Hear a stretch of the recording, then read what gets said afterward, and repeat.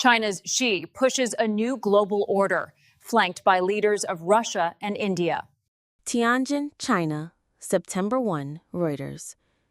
Chinese President Xi Jinping on Monday pressed his vision for a new global security and economic order that prioritizes the global south in a direct challenge to the United States during a summit that included the leaders of Russia and India. We must continue to take a clear stand against hegemonism and power politics and practice true multilateralism, Xi said, in a thinly veiled swipe at the United States and President Donald Trump's tariff policies. Global governance has reached a new crossroads, he added.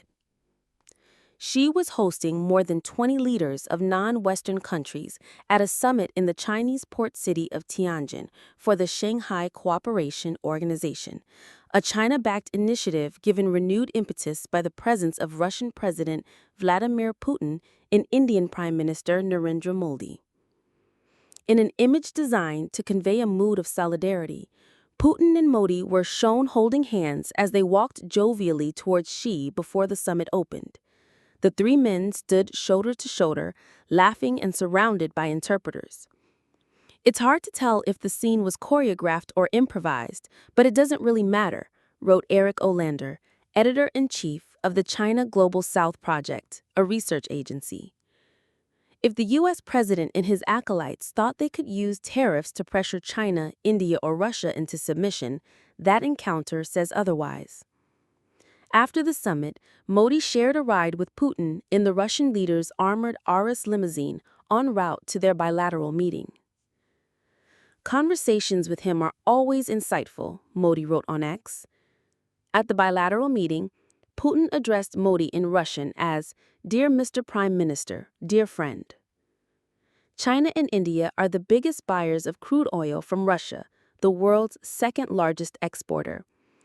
Trump has imposed additional tariffs on India over the purchases, but not on China. Little known outside the region, the Beijing-headquartered SCO was formed more than 2 decades ago as a regional security bloc. China, Russia, and 4 Central Asian states are founding members. India joined in 2017. Xi did not set out any concrete measures in what he called his Global Governance Initiative, the latest in a series of policy frameworks from Beijing geared to promoting China's leadership and challenging the U.S.-dominated international organizations that took shape after World War II. Earlier, Xi also pushed for what he described as more inclusive economic globalization amid the upheaval caused by Trump's tariff policies, touting the SCO's mega-scale market and economic opportunity. New system of stability.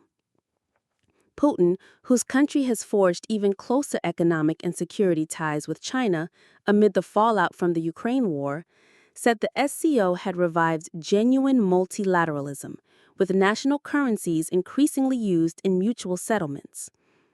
This in turn lays the political and socio-economic groundwork for the formation of a new system of stability and security in Eurasia. This security system, unlike Eurocentric and Euro-Atlantic models, would genuinely consider the interests of a broad range of countries. Be truly balanced, it would not allow one country to ensure its own security at the expense of others.